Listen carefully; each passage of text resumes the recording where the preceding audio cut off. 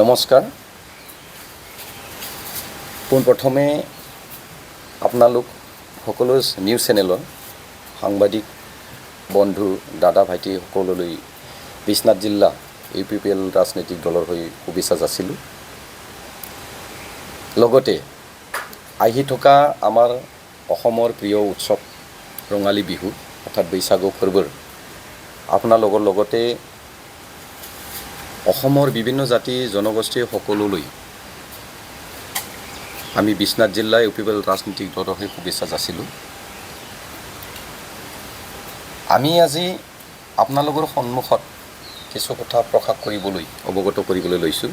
যিহেতু ভাৰত এখন গণতন্ত্ৰ ৰাষ্ট্ৰ অৰ্থাৎ গণতন্ত্ৰৰ দেশ হয় আৰু সেই গণতন্ত্ৰৰ দেশত যিহেতু নিৰ্বাচনৰ এটা ছিষ্টেম আছে আৰু এই 2026 যেহেতু বিধানসভা নিৰ্বাচনৰ কাৰণে যেহেতু অহা এপ্ৰিল মাহৰ 9 তাৰিখত আমাৰ অসমৰ গোটেই সকলো ভোটাৰসকলে ভোট প্ৰদান কৰিব।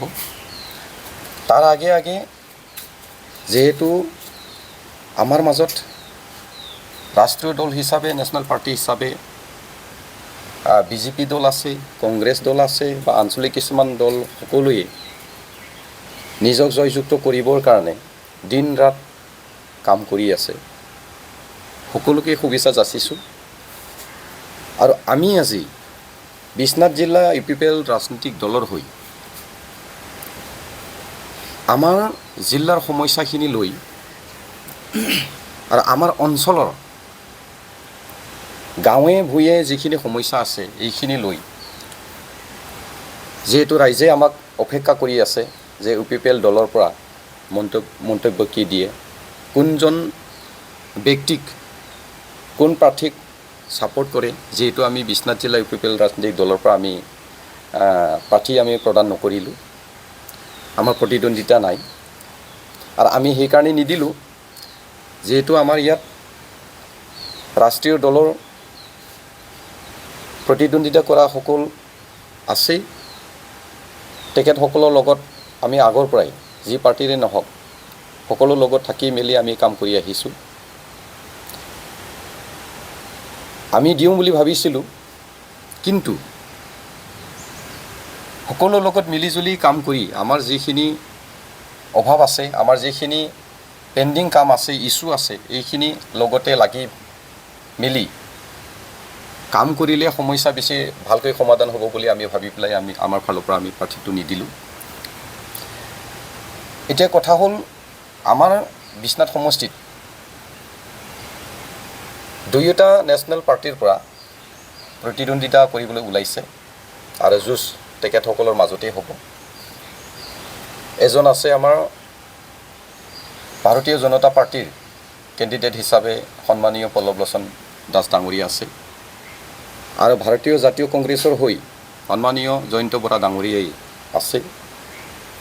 তেখেতসকলৰ দুজনৰ মাজতে কোনোবা এজন জয় হ'ব। আমি তেখেতসকললৈ শুভেচ্ছা যাচিছোঁ। তেখেতসকলৰ যি আশা আকাংক্ষা সেইটো যি সপোন সেইটো বাস্তৱত ৰূপায়ণ কৰিব পাৰক। কথাটো হ'ল আমি যিহেতু উত্তৰ অঞ্চলত আমি বাস কৰিছোঁ আৰু উত্তৰ অঞ্চলত বাস কৰি থকাৰ সময়তে যিহেতু আমি সংগ্ৰাম কৰি উত্তৰ অঞ্চলৰ উন্নয়নৰ কাৰণে শান্তিৰ কাৰণে কাম কৰি আহি আছোঁ আৰু সেই মৰ্মে আমাৰ যোৱা 2020 চনৰ BTR চুক্তি হ'ল। BTR চুক্তিৰ দফা অনুযায়ী আমাৰ কিছু গাঁও অন্তৰ্ভুক্ত হ'ল আৰু বহুতখিনি গাঁও বাদ পৰি গ'ল। মেইন এজেণ্ডা আমাৰ সেইটোৱে, যিহেতু BTR চুক্তিটো পূৰ্ণাংগভাৱে যিহেতু ৰূপায়ণ হোৱা নাই, BTR চুক্তিটো পূৰ্ণাংগভাৱে যিহেতু অসম গভৰ্ণমেণ্ট আৰু ভাৰত গভৰ্ণমেণ্টে যিহেতু কামটো কৰি দিয়া নাই, এইখিনি কাম কৰি নিদিয়াৰ কাৰণে আমি না পঞ্চায়তত আমি মন দি পঞ্চায়তৰ লগত থাকি মেলি আমি কাম কৰি শান্তি পাইছোঁ, না বোলে আমি VCDC পাইছোঁ। আমি বহুতখিনি অসুবিধাৰ সন্মুখীন হ'ব লগা হৈছে। আমি আশা ৰাখিছিলোঁ BTR চুক্তিৰ দফা অনুযায়ী ভাৰত চৰকাৰ আৰু অসম চৰকাৰে এইখিনি কাম অতি সোনকালে আমাক কৰি দিব, সুবিধাখিনি দিব যিহেতু চুক্তি কৰিলে, কিন্তু আমি ভবামতেই কাম নহ'ল। এতিয়াও পেণ্ডিং আছে, বহুতখিনি গাঁও অন্তৰ্ভুক্ত হ'ব লাগে। এইখিনি কাম আছে। আমি দাবী জনাইছোঁ, আমি যিসকলে জয়ী হ'ব তেখেতসকলক আমি অনুৰোধ কৰিম, বা আমাৰ স্পেচিয়েলি বিশ্বনাথ সমষ্টিৰ পৰা যিজন ব্যক্তিয়ে জয়যুক্ত হ'ব তেখেতক আমি অনুৰোধ কৰিছোঁ, যাতে আমাৰ যি পেণ্ডিং হৈ থকা, আধৰুৱা হৈ থকা BTR চুক্তিৰ দফা, গাঁও ইনক্লুজন হোৱা বা শিক্ষাৰ যিখিনি সা সুবিধা পাব লাগে, দফামতে যিখিনি সা সুবিধা, যেনে ভেঞ্চাৰ স্কুল চৰকাৰীকৰণ হ'ব লাগে, আৰু অন্যান্য অনুষ্ঠান প্ৰতিষ্ঠানৰ কাৰণে যিখিনি ইনফ্ৰাষ্ট্ৰাকচাৰ লাগে, এইখিনি যাতে তেখেতসকলে যিজন ব্যক্তিয়ে জিকি যায় আমাক কাম কৰি দিব, না নকৰিব, প্ৰতিবাদ নকৰিব, সেইটো আমি আশা ৰাখিছোঁ। লগতে গাঁৱে ভূঞে আমাৰ যিখিনি সমস্যা আছে, বিশেষকৈ আমাৰ বিজুলীৰ সমস্যা, ৰাস্তা পদূলিৰ সমস্যা, লগতে কালভাৰ নাই, দালাং নাই, আৰু তেনেকুৱা কিছুমান শিক্ষা অনুষ্ঠানবিলাক আছে, ভেঞ্চাৰ স্কুলেই হওক বা অন্যান্য শিক্ষা অনুষ্ঠানেই হওক, ইনফ্ৰাষ্ট্ৰাকচাৰবিলাক ঠিক নহয়, আৰু যাৰ বাবে ভালকৈ শিক্ষা ল'বলৈ সৰু সৰু ল'ৰা ছোৱালীয়ে খুব অসুবিধা পাইছে। যেনেকৈ শিক্ষা দিব লাগিছিলে, ল'ৰা ছোৱালীক শিক্ষিত কৰিব লাগিছিলে, সেইটো পৰিৱেশটো আজিলৈকে পোৱা নাই। গতিকে আমাৰ BTR চুক্তি যি দফা আছে, সেইটো দফামতে কাৰ্যকৰী কৰিবৰ কাৰণে যি ৰূপায়ণ কৰি দিব লাগে বা পূৰ্ণাংগ কৰি দিব লাগে, গাঁও ইনক্লুজন কৰিব লাগে, বাউণ্ডাৰীবিলাক ঠিক কৰিব লাগে। আহি থকা 5 বছৰত যিহেতু আমাৰ BTC নিৰ্বাচন আকৌ আহি আছে, BTC নিৰ্বাচন হোৱাৰ আগে আগে যাতে আমাৰ সমষ্টিবিলাক হয়, BTC নিৰ্বাচন হোৱাৰ আগে আগে যাতে আমাৰ যিখিনি কাম কাজ BTR চুক্তি মৰ্মে যিখিনি হ'ব লাগে সেইবিলাক হয়, সেইটো আমি বিচাৰিছোঁ। আৰু আমাৰ যি প্ৰাপ্য অধিকাৰ, যিখিনি আমি বঞ্চিত হৈ পেলাই আছিলোঁ, সেইটো যাতে পাওঁ।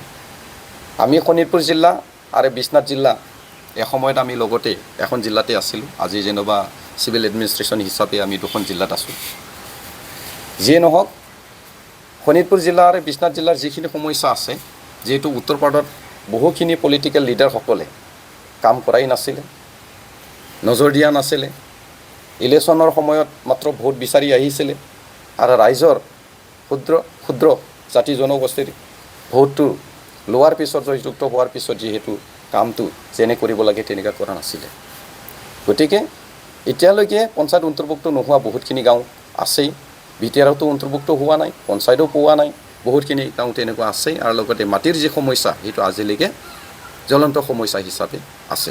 গতিকে এইখিনি সমস্যা সমাধান কৰাৰ কাৰণে যাতে যিখিনি পাৰ্টীয়ে দিন ৰাত নিজক জয়যুক্ত কৰিবৰ কাৰণে কাম কৰি আছে, তেখেতসকলৰ মাজত যোনে নিজিকক, যোনে জয়যুক্ত নহওক, তেখেত যাতে আমাৰ যি অভাৱ অভিযোগ, আশা আকাংক্ষা সেইখিনি যাতে পূৰণ কৰে, সেইটো আমি আশা ৰাখিছোঁ। আমি আমাৰ পাৰ্টিৰ ফালৰ পৰা বহুখিনি ৰাইজ আমাৰ লগত যিহেতু আছে, BTR অন্তৰ্ভুক্ত হোৱা আৰু নোহোৱা সকলো ৰাইজে আমাৰ লগত যিহেতু আছে, গতিকে ৰাইজকো আমি আহ্বান জনাইছোঁ, ৰাইজক আমি অনুৰোধ কৰিছোঁ, যিহেতু ভোট দিয়াৰ পাছত আমাৰ প্ৰাপ্য অধিকাৰখিনি পাবলৈ আমাৰ অধিকাৰ এটা থাকে। গতিকে আমাৰ ৰাইজ যাতে য'তে ত'তে গৈ, যধাই মধাই গৈ পেলাই যাতে কাৰোবাৰ লগত লগ লাগি যাতে ভোটবিলাক বিনামূলীয়া যাতে কৰি নিদিয়ে বা কৰি নলয়, আমি মূল্যৱান ভোটটো প্ৰদান কৰি যাতে আমাৰ মূল্যটো আমি ল'ব পাৰোঁ, আমি ঘূৰাই পাওঁ। আমাৰ মূল্যৱান ভোট দিয়াৰ কাৰণে আমি যাতে মূল্যৱান বিনিময়টো আমি পাবলৈ সক্ষম হয়। গতিকে ৰাইজক অনুৰোধ কৰিছোঁ, আৰু আহি থকা সময়ত আমি কোনটো দলক কেনেকৈ সহায় কৰিব লাগে বা নালাগে, কাক জিকালে আমাৰ কাৰণে ভাল হ'ব, কোনজন ব্যক্তিয়ে সমষ্টি বাসীৰ কাৰণে, সকলো জাতি জনগোষ্ঠীৰ কাৰণে শান্তি সম্প্ৰীতি সমন্বয় উন্নয়ন সকলোকে নজৰ দি সকলোকে সমান চকুৰে চাই পেলাই কাম কৰে, তেনেকুৱা ব্যক্তিক আমি জয়যুক্ত কৰিবৰ কাৰণে আমিও কাম কৰিম। কিন্তু বৰ্তমানলৈকে আমি কোনজন ব্যক্তিক, কোন প্ৰাৰ্থীক বা কোনটো পাৰ্টীক আমি ভোট দিম সেইটো আমি সিদ্ধান্ত লোৱা নাই। আমি আশা ৰাখিছোঁ, যিহেতু নিৰ্বাচন খুব ওচৰ চাপি আহিছে, খুব সম্ভৱ আমি 3-4 দিনৰ ভিতৰত আমাৰ ফালৰ পৰা সিদ্ধান্ত লৈ পেলাই আমি ভোটাৰসকলক আমি ক'ব পাৰোঁ। ধন্যবাদ।